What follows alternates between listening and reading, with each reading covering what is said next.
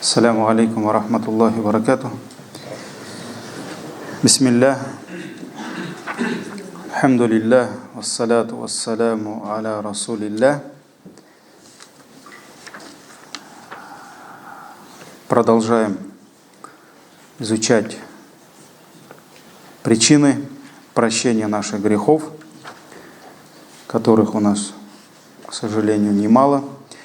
И чем больше человек работает над собой, над своей богобоязненностью, над своим иманом, над своей душой, тем больше он перестает обольщаться своими благими делами, чем больше он начинает видеть больше грехов в себе, больше недостатков, потому что, альхамдулилля, чем сердце больше раскрывается, чем больше Аллах Тааля раскрывает наши сердца, тем наши глаза, зрение улучшается. Я имею в виду не те глаза, которые на лбу, да, а именно те глаза, которые здесь, в груди. Потому что ученые, еще праведные предшественники говорили, что каждый человек имеет 4 глаза. Я сейчас не буду там про разные психологии, это не про это я говорю, да, там третий глаз открылся у кого-то, да. Нет, это действительно праведные предшественники говорили, что у человека 4 глаза, 2 которых на лбу и 2, которые находятся в груди, там внутри. И те глаза, которые на лбу, Аллах дал, чтобы видеть, ученые говорят, умуру дунья, то есть это вот мирские вещи. Мы видим друг друга, мы видим дорогу, мы видим солнце, мы получаем через эти глаза, которые у нас на лбу, мы получаем некую полезную для нас, для нашей мирской жизни информацию. Так ведь? Но те глаза, которые находятся там, внутри, в наших сердцах, этими глазами, ученые говорят, человек видит умуруль ахира. То есть это дела вечной жизни. То есть это награда Аллаха, это милость Аллаха, это прощение Аллаха. Поэтому кому Аллах пожелает блага, ему Аллах в первую очередь раскроет какие глаза? Те, которые на лбу, или те, которые там в груди? Конечно, те, которые в груди. Поэтому Аллах Тааля говорит про тех, которые имеют вот эти глаза, органы, да, но не видят ими, те, которые имеют уши, то есть слух, как бы все у него есть, здоровый, но они не слышат истину, и те, которые имеют разум, ум, но не разумеют истину. Аллах про них говорит, «Лахум кулюбун ла яфкахуна биха». У них есть сердца, то есть умы, которыми они не могут разуметь. У них есть глаза, которыми они не видят. У них есть уши, которым они не слышат. И в другом аяте говорит, «Ля тагмаль кулюб, ля тагмаль абсар», и не слепы глаза, «Ва тагмаль кулюб лати фис судур», а слепы сердца, которые находятся в груди. Поэтому чем человек больше приближается к Аллаху, к Его милости, чем больше он очищает свое сердце, тем больше он начинает видеть, что дела у него плохи. То есть грехов у него очень много, очень много. И те, которые там бьют об грудь и говорят, что вот мне хамбар, да, у меня нет грехов, я никого не убивал там, я ни у кого не воровал, а что, и убивать пойдешь? Я вот у одного так спросил, что, ты бы еще и убивать пошел бы? Нет, так. То есть человек намаз не совершает, пост не держит, ну иногда уж может быть, да, человек не ограничивается халяльной едой, но он думает, что он вот такой безгрешный, да, миним не гнахам был сын, да, нет у меня грехов. То есть почему человек не видит свои грехи? Не потому, что их у него нет или очень мало, потому что зрение плохое. У него зрение очень плохое. И вот почему человек, чем ближе к Аллаху, тем больше видит свои грехи, видит, что их оказывается все больше и больше, да, и тут обольщаться нечем, хвастаться нечем, потому что зрение у него становится все лучше и лучше. Поэтому самый грешный вот сейчас, самый грешный из нас, тот, который думает, что он самый безгрешный из нас. Потому что у него самое плохое зрение. Поэтому грехи, один из ученых, по-моему, Ибн Каим, пишет, что иногда совершаемый человеком грех может служить причиной того, что он будет в раю из-за этого греха. А иногда какое-то благо, которое совершил человек, может оказаться причиной того, что он окажется в аду. И как он это объясняет? Иногда человек совершает грех и понимает, что он грешный. И вот это понимание толкает его к чему? К великому виду поклонения. Это тауба, это покаяние. Он начинает каяться, он начинает истигфар делать, то есть просить у Аллаха прощения, и Аллах Тааля прощает его, и он оказывается где? В раю. Но вначале что стояло в пути? Что? Грех стоял. То есть этот грех, он дал понять ему, возможность понять ему, что он грешен, что он слаб. И он это признал, и он это говорил Аллаху: Аллах, я твой грешный раб, я слабый, я такой-то, прости меня. И Аллах простил его, и он, иншаллах, в раю. А иногда, Ибн Каим говорит, человек совершает какое-либо благодеяние, и он перестает думать, что он грешный, что вот он такой великий, что он такой святой, что только он это может, да? И он перестает чувствовать, видеть свои недостатки перед Аллахом. Он перестает чувствовать, что он грешен перед ним, что у него за ним очень много грехов, и он перестает делать покаяние, тауба, и он начинает обольщаться своими благодеяниями. Например, он там каждый раз на тахаджуд встает. А шайтан он такой. Он сначала говорит: не вставай, но он бисмилля встал, да, а потом гладит тебе по спинке и говорит: машаллах, только ты так встаешь. Видишь, там этот брат, да он спит сейчас. А вот этот тоже спит. Видишь, жена твоя спит, а ты стоишь. Машаллах. Понимаете, вот это уже другой путь шайтана. И человек начинает обольщаться и перестает чувствовать, что он слабый, что он грешный, что за ним очень много грехов, и перестает просить у Аллаха, просить прощения. Поэтому обратите внимание на свои дуа, на содержание своих дуа, когда что вы просите у Аллаха. Да? Если доля истигфара очень мала, если вы мало просите у Аллаха прощения, у вас, дорогие братья, значит проблема у нас. Значит, у нас проблема. Потому что если у тебя сердце очищается, зрение, те глаза, которые там в груди, они раскрываются, и ты больше начинаешь видеть свои грехи. Поэтому ни один из подвижников, а это были самые лучшие из этой общины, да, это были ученики самого лучшего учителя, нашего пророка, саллаллаху алейхи вассалям. Никто из них вот так не бил себя об грудь. У меня вера там равносильно вере там Джибрииля или еще кого-то. Табигины, которые свою жизнь видели десятки сподвижников, они говорили: я за свою жизнь увидел 30 сподвижников, я видел 20 сподвижников, я видел 40 сподвижников, но никто из них не говорил, что моя вера равна вере иману Джибрииля, Микаиля или еще кого-то. Никто так не хвастался. И все боялись, что они кто? Что они мунафики, что они лицемеры. Они боялись лицемерия. Они боялись адского огня. И никто из них не думал: да я все равно буду в раю. Да? Нет, такого не было. Это у нас, у слабых иногда там один раз татарин зашел на джумга раз в неделю, там садака оставил, все там, Аллах перед ним в долгу.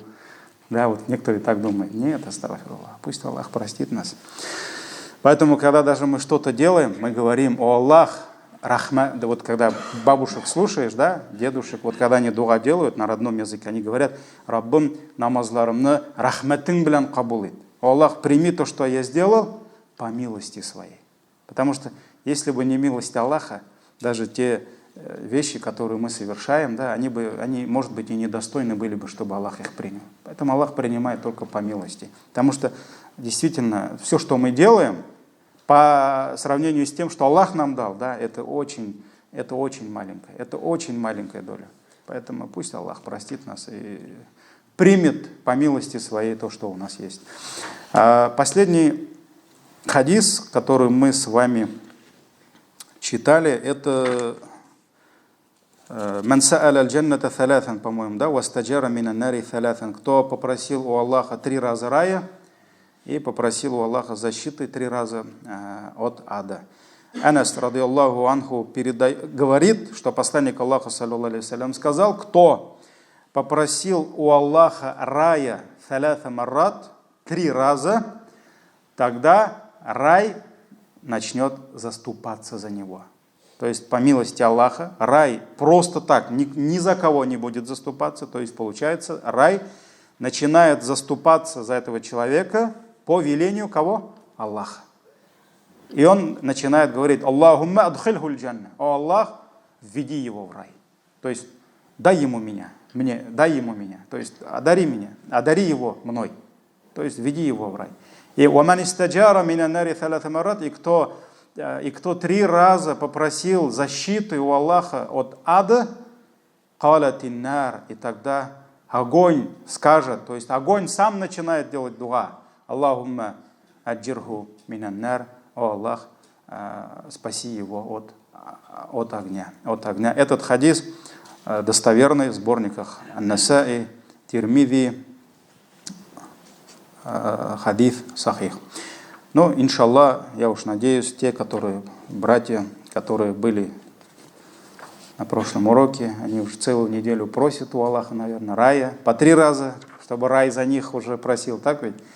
Я надеюсь, что наши братья уже по 3 раза целую неделю просят у Аллаха защиты от огня, чтобы сам огонь, сам ад просил за нас дуа. Вот поэтому это посланник Аллаха, саллаллаху алейхи вассалям, он подсказал нам секрет, как сделать так, чтобы рай за нас дуа делал. Получается, вот милость Аллаха, да? То есть мы с вами знаем секрет от сунны пророка, саллаллаху алейхи вассалям. Как же сделать так, чтобы рай сам просил у Аллаха, чтобы Аллах вел нас в райские сады. И мы знаем секрет, как же сделать так, чтобы адский огонь, он сам начал просить, чтобы Аллах избавил его от адского пламени. Вот 3 раза надо попросить. Идем дальше. Шафаатуль Кур'ан. Заступничество, то есть следующая причина прощения грехов есть шафаатуль Расуль, саллаллаху алейхи вассалям, то есть это шафаатуль узма, это самый великий вид заступничества. То есть только Аллах Тааля дал нашему пророку, саллаллаху алейхи вассалям, такую возможность, когда человек вот-вот идет в ад, и посланник Аллаха, саллаллаху алейхи вассалям, заступается за него перед Аллахом, и Аллах Тааля вытаскивает его из ада, кого-то не вводит в ад. Поэтому этот хадис, по-моему, мы с вами уже проходили. Поэтому самый великий вид заступничества, конечно, это шафаатур Расуль, это заступничество нашего пророка, саллаллаху алейхи вассалям. Даже я может быть, мы повторяемся, а может быть и нет, да, вот Аймран ибн Хусайн, Хусайн, не Хусейн, говорит, что посланник Аллаха, саллаллаху алейхи вассалям, сказал: «Яхруджу каумун минан нари би шафаати Мухаммадин, саллаллаху алейхи вассалям», то есть выйдут люди из адского пламени в судный день би шафаати Мухаммадин, заступничеством Мухаммада, за то, что пророк, саллаллаху алейхи вассалям, заступился за них, фаядхулуна аль-джанната, и они войдут в рай. То есть они окажутся из-за своих грехов в аду, но даже те, которые оказались в аду, посланник Аллаха, саллаллаху алейхи вассалям, будет заступаться за каждого из них, и они выйдут из ада и войдут в рай. Фаядхулуна аль-джанна ва юсаммун аль-джуханнамиин. То есть и их будут называть аль-джуханнамиин, то есть они адские. То есть в рай пришли кто? Вот они, адские, пришли. То есть они были в аду, и вот они пришли в рай. И поэтому их будут называть аль-джуханнамиин. Джуханнамиин. Это хадис пророка, саллаллаху алейхи вассалям, сахих, достоверный, в сборниках имама Аль-Бухари, имам Ахмад, Абу Дауд, Ибн Хузайма и так далее. И в других хадисах мы тоже знаем, с других хадисов, что они придут в рай все такие выгоревшиеся, все такие как черные, да, с адского, и тогда Аллах Тааля даст им возможность искупаться в райской речке, и вот потом Аллах Тааля очистит от всех этих. То есть они так не будут жить, как угольки, да, Аллах Тааля их очистит, и они уже дальше будут жить как другие. Но вот Юсаммун, их будут называть аль-джуханнамиин, то есть это они будут адские, да, но они вернулись по средствам, иншаллах, через шафаа, заступничество нашего пророка, саллаллаху алейхи ва саллям. Ну, на это есть много хадисов, но некоторые хадисы мы с вами проходили, поэтому не будем повторяться. Дальше шафаатуль Кур'ан, заступничество Кур'ана.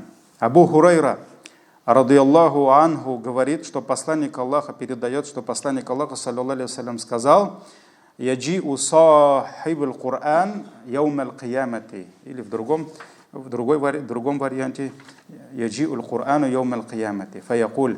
И когда сахибуль Кур'ан, то есть тот, который изучал Кур'ан, тот, который жил с Кур'аном, он придет в судный день, и тогда Кур'ан скажет, то есть Кур'ан обратится к Аллаху со словами «Я Рабби», «О мой Господь», «Халлихи». То есть «Халли», ученые говорят, Кур'ан скажет: «О Аллах, укрась его». Укрась, то есть дай ему украшение, чтобы вот это украшение выделяло его от всех, чтобы он был вот особенным в судный день, потому что он был с кем? С чем? С Кур'аном. То есть он всегда был с Кур'аном, и поэтому Кур'ан будет заступаться за него. И посланник Аллаха, саллаллаху алейхи ва саллям, говорит: «Фаюльбису таджуль карама». И тогда по воле Аллаха на него наденут корону почета, то есть таджуль карама, то есть корона. То есть все будут видеть, вот он, как царь, да, будет стоять, машаллах, с короной. И это будет корона почета, действительно, это будет почет для него, достоинство. Но этим Коран не остановится. Дальше Коран скажет: «Фумма якуль», потом он скажет: «Я Рабби зидху», «О Аллах, о мой Господь, зидху», добавь ему. То есть дай ему еще что-нибудь. То есть Коран дальше заступается за него. Фа юльбасу хуллятуль карама. И посланник Аллаха, саллаллаху алейхи ва саллям, говорит: и тогда его оденут хуллятуль карама, то есть одеянием почета. Не только тадж, не только корона, да, а ему дадут одеяние почета. А с других хадисов мы знаем, что когда люди встанут с могил, посланник Аллаха, саллаллаху алейхи ва саллям, сказал, этот хадис от Айши, радийаллаху анха, что они будут голыми, абсолютно голыми. Даже мы знаем с хадиса, что Айша спросила: «Я Расуль Аллах, неужели мужчины и женщины будут стоять вместе и видеть друг друга?» На что посланник Аллаха, саллаллаху алейхи ва саллям, что сказал? Что ситуация, трудность этого дня будет намного страшнее, намного сложнее, чем то, что они будут. То есть им будет не до этого. Да, все женщины и мужчины будут стоять голыми, без одежды, но никто никого не увидит. Почему? Даже в этой жизни, когда кого-то постигает проблема, когда постигает какое-то горе, иногда он никого не видит. Так ведь? Мы видим, этот брат, там, сестра, у него такое горе, что там он не видит там близких, он не видит друзей, там на улице видит, кто-то ему салям дает, а он не слышит. Почему? Он погрузился в свою проблему. И невозможно представить, какая будет проблема у людей в судный день. Вот он прошел через ангела смерти, он знает, что такое агония смерти, он прошел через могилу, он встал, это судный день. Вот он ад, вот он рай, вот они весы, вот они ангелы. И ангелы, безгрешные ангелы будут дрожать перед Аллахом, да, и невозможно представить состояние людей. И поэтому они будут, да, голыми, но никого видеть не будет. Яума яджгалюл вильдана шиба. Это тот день, который младенец покроет сединой. Поэтому никто никого видеть не будет. И потом Аллах Тааля, по велению Аллаха, людям будут выделять одежду. И у каждого будет разная одежда. У кого-то одежда будет подобна смоле, которые будут просто на нее лить, и вот она останется там, на его. Это будут одеяния грешников. Кому-то Аллах Тааля выделит одежду с рая. Поэтому разные. И вот тот, кто всегда был с Кораном, который любил Коран, который учил Коран, который жил по Корану, Коран сам будет заступаться за него, и он скажет: о Аллах, укрась его, сделай, дай ему украшение, чтобы он был красивый, и Аллах даст ему корону почета. Коран не остановится на этом. Он скажет: зидху, добавь ему, дай ему что-нибудь, еще. И тогда Аллах Тааля прикажет одеть на него одеяние хуллятуль карама, то есть одеяние достоинства. Сумма якуль я Рабби. Но Коран и этим не остановится. Он скажет: я Рабби, о мой Господь, ирда анху, будь доволен им, будь доволен этим рабом. Фаярда анху. И тогда Аллах будет доволен им. А что еще надо? Аллах будет доволен. Фаякуль икра вархи. И тогда скажет: читай и возвышайся. То есть получается по лестнице почета, по лестнице хасанат, благих дел. Читай Коран, то, что ты учил, и возвышайся. Ваюзаду бикулли аятин хасана. И за каждый аят Аллах будет возвышать его по степеням, и за каждый аят Аллах будет даровать ему благие дела. То есть один аят — лестница вперед, выше и благое дело. Второй аят, третий, 100-й аят, 200-й аят. За каждый аят он получит награду и получит степень, судный день. Это хадис. Хаким сказал, что это хадис достоверный. Тирмизи, имам Тирмизи сказал, что это хороший хадис, хороший иснад. Идем дальше. Следующая причина — это тоже Коран, чтение Корана, қираату суратуль мульк, то есть чтение отдельных сур. Суратуль мульк некоторые называют табарак аллази биядихиль мульк, да? Сура «Власть». Это начало 29-го джуза. Аллах Тааля дал нам возможность читать, учить эту суру, и, альхамдулилля, эта сура, чтение этой суры служит причиной прощения грехов. Абу Хурайра, радийаллаху анху, сказал, что посланник Аллаха, саллаллаху алейхи вассалям, сказал: «Инна суратан минал Кур'ани талатуна ая». Воистину в Коране есть сура, талатуна ая, то есть которую содержит в себе 30 аятов, и эта сура будет заступаться за человека, хатта гуфира ляху, то есть будет заступаться за него, пока не простятся ему его грехи.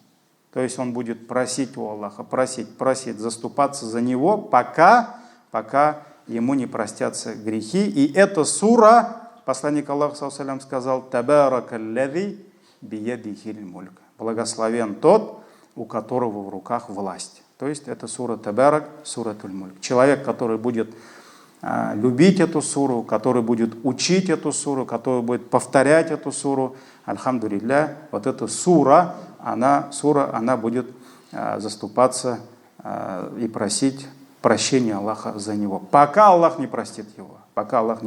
Этот хадис в сборниках имам Ахмад, Ан-Насаи, Тирмизи, Абу Дауд, Ибн Маджа, Ибн Хиббан, Хаким и так далее, и так далее. Также мы знаем, что чтение суры Табарак ночью, перед сном, можно даже сказать, да, является преградой от наказания могилы. То есть, если человек постоянно будет читать ночью вот эту суру, иншаллах, это будет причиной того, что Аллах Тааля избавит его от наказания могилы. Это тоже одно из достоинств этой суры, суратуль мульк. И, конечно, все это не просто так. Ты просто раз выучил и повторяешь эту суру, и, альхамдулилля, эта сура будет заступаться за тебя. То есть нужно постараться не просто наизусть учить аяты этой суры, а нужно вникнуть в смысл каждого аята, потому что, я еще раз повторяюсь, когда сподвижники, табигины, они учили аяты, у них цель была вникнуть в смысл и услышать то, что Аллах хочет сказать ему. Потому что каждый аят – это обращение Аллаха к кому? Именно к тебе. Именно к тебе. И поэтому, когда ты читаешь аят, любой аят, с любой сурой, да, у тебя должна быть первая цель – услышать, что Аллах хочет от тебя. Может, Аллах хочет остановить тебя от чего-либо. Может, Аллах хочет приказать тебе что-либо. Может, Аллах хочет воспитать в тебе что-то. Поэтому очень важно вот именно знать и содержание сурат Аль-Мульк. И, конечно же, уже в конце, последний этап, это постараться жить согласно этим аятам. Вот тогда, иншаллах, и Коран будет заступаться за нас. Поэтому говорится же, Аль-Корану, как в хадисе говорится, Аль-Корану худжатун ляка ау галейка. То есть Коран является доказательством как для тебя, так и против тебя. Поэтому в судный день, если Коран будет заступаться за кого-то и будет доказательством за него, да, то кого-то Коран будет перед Аллахом, наоборот, унижать, топить, и наоборот будет доказательством против него, потому что он читал Коран, но он не жил по Корану. Он читал аяты, но не претворял эти аяты в жизнь. Поэтому очень важно понять смысл неспосылания Корана. Коран – это как образ жизни, а не просто как раз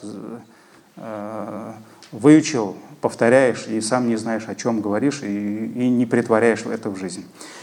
Следующая причина – шафаату шахид ли ахлихи, заступничество шахид, то есть это мученика, который погиб на пути Аллаха, ли ахлихи, то есть он будет заступаться за свою семью, за своих родных. Как передает Абу Дарда, радийаллаху анху, что посланник Аллаха, саллаллаху алейхи вассалям, сказал: «Яшфау шахиду фи саб'ина мин ахли бейтихи». В судный день мученик будет заступаться, то есть он будет обращаться к Аллаху с просьбой, чтобы Аллах простил его, чтобы Аллах защитил его от огня, и чтобы Аллах ввел его в райские сады. «Фи саб'ина мин ахли бейтихи» за 70 своих родных. То есть мученик будет заступаться, Аллах даст ему возможность заступаться за 70 своих родных. Этот хадис достоверный, раваху Абу Дауд, сборники Абу Дауда. Следующее шафаа, заступничество, шафаату салихин. Шафаату салихин, то есть это заступничество праведных людей, то есть которые жили праведно, поклонялись Аллаху, не нарушали его границы, это как раз салихин, то есть праведные. Абдулла ибн Аби аль-Джудаа передает, что, радийаллаху анху, что посланник Аллаха, саллаллаху алейхи вассалям, сказал: «Ядхулу джанната бишафаати раджулин мин уммати акфар мин бани тамим». То есть войдет в рай через заступничество, через ходатайство раджуль мин уммати, то есть одного мужчины из моей уммы, больше, чем в племени Бану Тамим. То есть один человек, и, конечно, это праведный человек, а не грешник, так ведь, вот за него войдут в рай в судный день через его заступничество людей больше, чем в Бану Тамим. Вот это тоже доказательство того, что даже обычный праведный человек, Аллах может дать ему возможность ходатайствовать, заступаться за своих братьев. Это хадис в сборниках Тирмизи, Хаким. Ученые сказали, что это достоверный сахих хадис. Следующая причина — шафаатуль ауляд ли абаихим. Это заступничество детей за своих родителей. Ну, про это немного у нас было, да, когда человек достигает степени прощения Аллаха через какие-то проблемы, через какие-то испытания. И мы приводили хадисы, когда Аллах Тааля лишает человека хабибатейн, его любимых друзей, то есть это в смысле глаз. Кариматейн говорится, когда Аллах Тааля лишает его здоровья, когда Аллах Тааля лишает его вот, любимого чада, его ребенка, да, которого он растил, любит. И вот за то, что мусульманин, мусульманка проявляет терпение в это время, Аллах Тааля за это простит ему грехи. И вдобавок к этому вот хадис, который указывает на то, что в судный день вот эти безгрешные дети именно мусульман, они будут еще заступаться перед Аллахом за кого? За своих родителей. Как передает Абу Хасан, рахимахуллах, который говорит «Культу ли Аби Хурайрата». То есть он подошел к сподвижнику, который передал наибольшее количество хадисов, к Абу Хурайра. Я, говорит, обратился к Абу Хурайра с такими словами «Иннаху кад мата ли ибнан, фама анта мухаддифи ан Расулиллахи, саллаллаху алейхи вассалям, би хадифин тутайиб бихи анфусана ан маутана». То есть,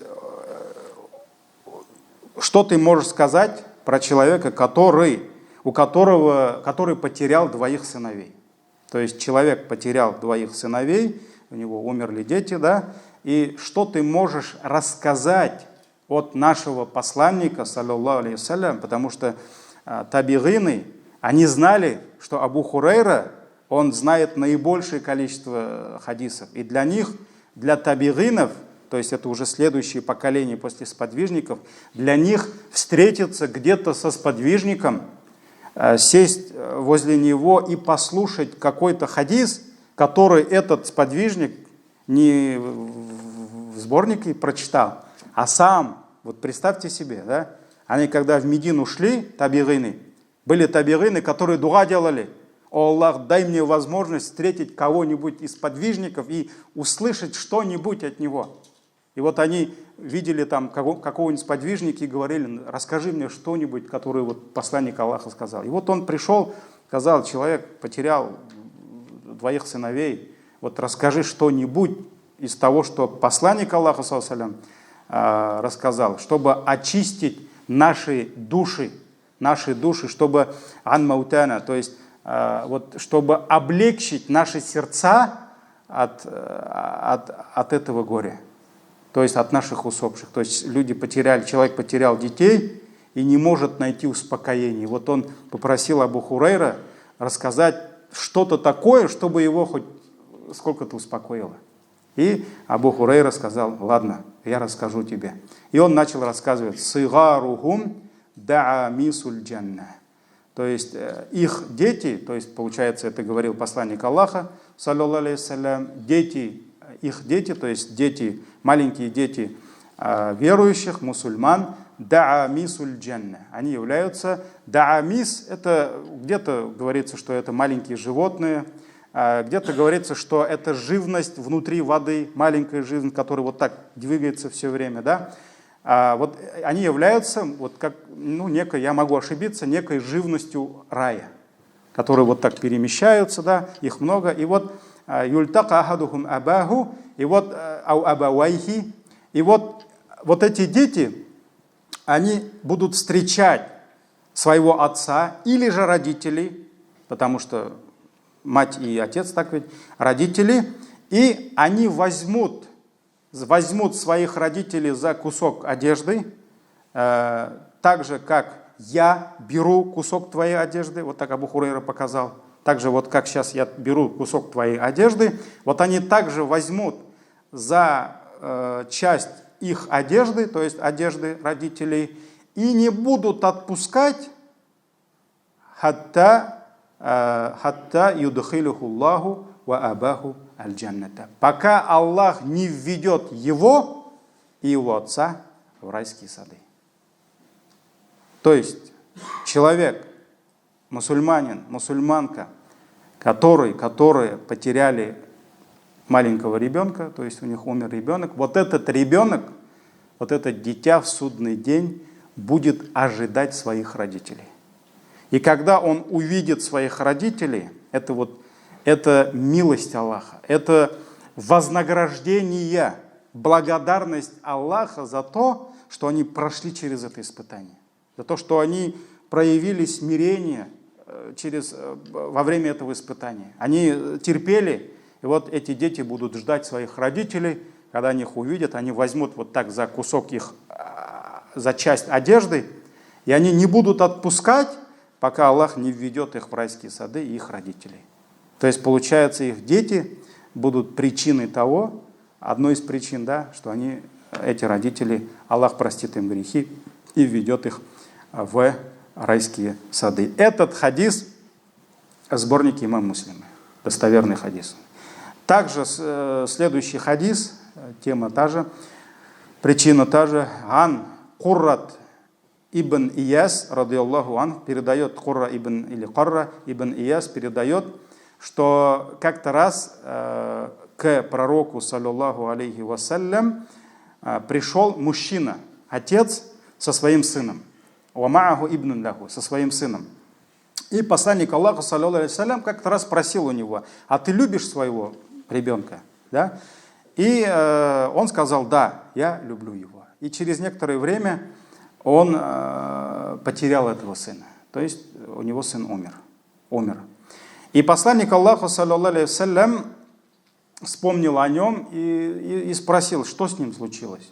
То есть, что с ним случилось? Вот что случилось с тем человеком? И ему ответили: я Расулаллах, мата ибнуху, у него умер сын. То есть это сын, с которым он подошел к пророку, саллаллаху алейхи вассалям, пророк видел его, пророк спросил у него: а любишь ты своего сына? Да, он сказал: да. И вот пророк знал их, и ему сказали, что этот мальчик умер, и он потерял сына. И тогда он сказал: аля тухиббу ан та'тия бабан, и он сказал ему: аля тухиббу ан та'тия бабан мин абвабил джанна илля ваджаттаху янтазирука. Хочешь ли ты в судный день подойти к одной двери из раев, мин абвабил джанна, из райских дверей, и чтобы возле этой двери он ждал тебя? То есть вот ты хочешь, чтобы вот ты подойдешь в рай, к райской двери, и хочешь, чтобы вот твой сын, он стоял там, чтобы янтазирука, и ждал тебя. То есть неужели ты не хочешь, посланник Аллаха, аля тухиббу, неужели ты не хочешь, чтобы, подойдя к одной из райских дверей, чтобы он стоял и ждал тебя? То есть он обрадовал его благой вестью, что его вот этот безгрешный сын, ребенок, да, он будет ждать возле райской двери и будет ждать, когда же придет мой папа. И факаля раджуль, и тогда один из стоящих рядом, и который слышал эти слова, он спросил: я Расулаллах, о посланник Аллаха, аляху хасса амликуллина, вот эта благая весть только для него или для каждого из нас? Потому что не только он же потерял, так ведь сына, другие люди тоже теряют детей, да? Аллах сакласын, но такое случается. И он спросил: это, говорит, только для него благая весть? Или ликуллина, для каждого из нас? Для каждого из нас. На что посланник Аллаха сказал: баль ликулликим. То есть это нет, это для вас, для каждого из вас. То есть у каждого человека, кто потерял свое дитя, этот ребенок будет безгрешный ребенок, который, несомненно, будет в раю, да, он будет ожидать своих родителей, чтобы вместе войти в рай. И вот этот хадис достоверный, сахих, раваху Ахмад ан-Насаи. И Ибн Хиббан, и Хаким еще.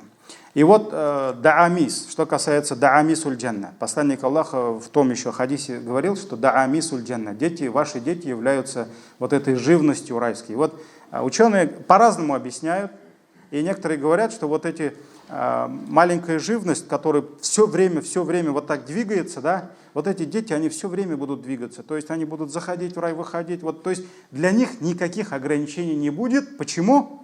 Потому что они безгрешные. Поэтому для них никаких проблем вот так войти в рай, да, никаких преград, чтобы войти в рай, войти вот в эти райские сады, никаких ограничений не будет. Поэтому ученые говорят, что посланник Аллаха саллаллаху алейхи ва саллям назвал их вот это даамисуль джанна.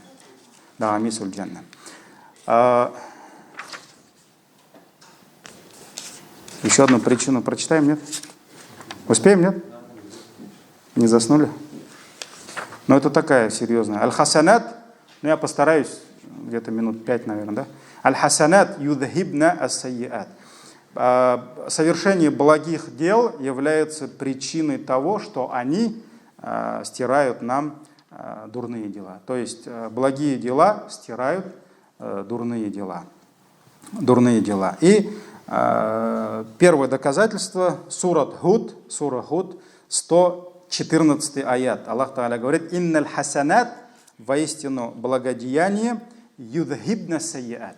То есть они стирают дурные дела. Человек, совершая благодеяние, это благодеяние является причиной того, что у него стирается дурное деяние. И хадис, известный хадис, машхур хадис пророка саллаллаху алейхи ва саллям: «Иттакилляха хайфума кунта», то есть будь богобоязненным, где бы ты ни был, «Ва атби'ис сайи'атал хасаната тамхуха», и после совершения какого-либо злодеяния совершай благодеяние, тамхуха, и это твое благодеяние сотрет то, что ты сделал до него, то есть дурное дело. «Ва халикин наса би хулукин хасан», и общайся с людьми, то есть строй отношения с людьми, би хулукин хасан, только через благой нрав. То есть обходись с людьми благонравно. Этот хадис хасан, раваху Абу Дауд, Ахмад, Тирмизи, Хаким, Байхаки и так далее, и так далее. И вот тоже этот хадис является доказательством того, что если человек совершает какое-либо злодеяние, да, если он после совершения этого деяния совершит какое-либо благое деяние, иншаллах, это будет причиной того, что тамхуха, оно сотрет то дело, которое мы совершили после него и до него. И следующий хадис также: «Ида амильта сайиатан фаатби'ха хасанатан тамхуха». Если ты совершил какое-либо сайиа, то есть какое-либо грешное дело, злодеяние, сделай так, чтобы после этого дела ты совершил благодеяние. То есть продолжи это благим делом, тамхуха, и оно сотрет предыдущее дело.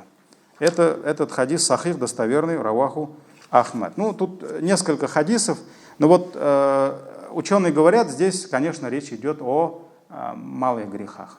О малых грехах, потому что если человек совершает кабаир, то есть явный большой грех, харам, за который Аллах Та'аля угрожает нам адским пламенем, вот это кабаир называется, да, здесь, конечно, я сейчас там у кого-нибудь что-нибудь сворую, да, что-нибудь заберу, да, кого-нибудь обижу, а потом пойду и что-нибудь там замолю свои там грехи, да, так не бывает. То есть здесь обязательно нужно покаяние, у покаяния есть свои условия, так ведь? Но вот есть очень много прегрешений, которые мы можем даже совершать, не почувствовав этого. Есть ошибки наши. И вот эти ошибки нужно исправлять. Как? Совершая за ними благодеяние. И вот имам Аль-Газали, рахимахуллах, говорит, лучше, если вы совершите какое-либо прегрешение, то совершите, говорит, бихасанатин мин джинсиха. То есть совершите благое дело, которое однородное, которое близко к этому греху. Например, человек у кого-то забрал, то пускай он кому-то даст. Если кому-то нагрубил он, да, ну вот поддался гневу, да, пускай он исправит это чем? Ласковыми словами, своим благонравием. То есть если он совершил ошибку через свой дурной нрав, то пускай проявит кому-либо благой нрав. Так ведь? Вот имам Газали говорит, это говорит лучше. И поэтому, если кто-либо прислушался к запретному, то есть он совершил грех через что? Через слух, то пусть посвятит какое-то время слушанию Корана. То есть однородное дело. Вот он совершил грех ушами, пускай сделает благое дело ушами. Что? Пускай послушает Коран. Он послушал гайбат, пускай послушает что-то благое. Обязательно, чтобы вот это было причиной того, что ему простятся. Или, например, он сказал что-то дурное, чтобы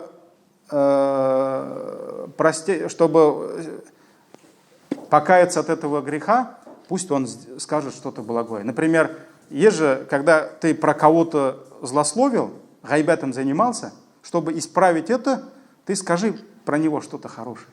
Вот ты кому-то сказал, что он такой-то, такой-то, а вот ты сейчас скажи, чтобы исправить ситуацию, скажи про него что-то хорошее. Что-то хорошее. Вот услышал плохое, послушай благое. Заставь себя послушать благое. Да? Или, например, сказал дурное, ну там, с женой поругался, так ты скажи ей пару хороших слов. Если 20 дурных слов сказал, ну тогда 20 хороших слов скажи. Да? Вот поэтому однородный должен быть. Дела должны быть однородные. Вот ты поддался этому греху через язык. Вот сейчас заставь свой язык исправить положение. Ты же языком совершил грех, так ведь? Поэтому заставь языком совершить благое дело. Ты руками кому-то причинил вред, так вот заставь руки сделать что-то хорошее. То есть имам Газали говорит, здесь особенно важно, вот эффективно результат хадиса, как результат хадиса, да, ты должен исправить положение однородным делом. Через язык, через уши. Глазами ты посмотрел куда-то на запретное, тогда посмотри на что-то благое. Возьми книгу и почитай за то, что вот накажи себя. Там увидел гаурат. Вот завтра не выходи из дома, ну если там выходной, там, на работу идти, конечно. Вот ты возьми 3 часа за эту книгу почитай. Да? Сделай благое, и тогда, иншаллах, простится то. Обидел кого-то, сделай добро кому-то. То есть сделай добро, да? Там где-то, может быть, не уделил внимания, например, родителям. Вот у тебя есть эта проблема, тогда реши вопрос. Оставь все и удели им внимание. Где-то проявил жадность, так прояви щедрость. Отдай, бисмилля, и исправь вот это. И вот так однородным. И где-то проявил гнев, а где-то свою ласку включи, да? И поэтому есть же, какая история есть? Когда это не хадис, это иштихат одного из шейхов. Когда к одному шейху подошел человек и насихат попросил. Я не помню, как его звали, этого шейха, но неважно. Он попросил насихат. Вот я, говорит, стараюсь, не могу, говорит, курить бросить. Ну не могу, не получается, говорит. Вот шайтан, говорит, все, васвася делает и опять курю. И он такой смотрит, а ты, говорит, вот есть же хадис,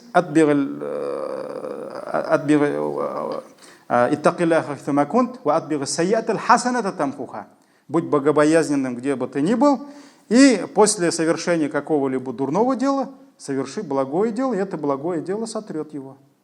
Если, говорит, ты совершил, говорит, дурное дело, то есть выкурил сигарету, ты, говорит, сделай доброе дело. А что, говорит, надо делать? А ты, говорит, сделай самое лучшее дело. А что это лучшее? Это намаз, говорит. И ты вот так, говорит, с нафсом договорись, говорит, со своим нафсом. Одну сигарету выкуриваешь, сразу 2 раката намаза. Сигарета, сразу 2 раката намаза. Но это обязательно, говорит, не нарушай.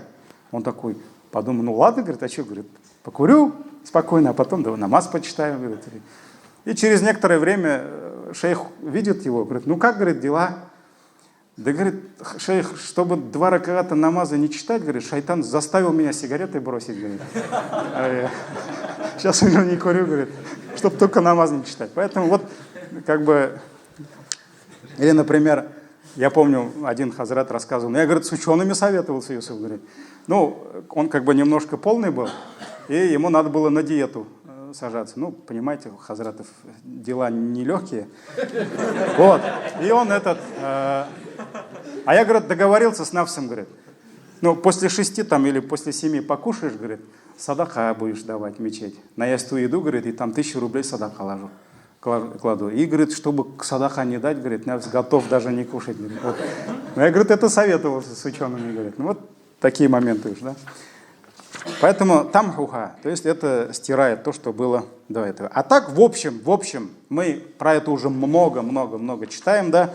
В общем, совершение любого вида благодеяний является причиной того, что Аллах Тааля по милости прощает нам грехи. Поэтому Аллах говорит, завершение аят, «Илля ман таба», кроме тех, которые каялись, «ва амана», и уверовали, а самое великое благодеяние — это вера, «ва амана, ва амиля амалян салихан», и творили благие дела, «фа уляика юбаддилуллаху сайятихим хасанат», то есть они — это те, которым Аллах заменит их прегрешение на хасанат, на благодеяние. Пусть Аллах простит нам наши грехи и даст нам возможность совершать только благие дела. Следующая причина, следующий урок уже ат-тахаллюль миналь мазалим, то есть избавление от злодеяния посредством просьбы о прощении. Ну, то есть как просить прощения. Субханак Аллахумма бихамдик, ашхаду ан ла илляха илля ант, астагфирука ва атубу илейк. Джазакумуллаху хайр, саляму алейкум.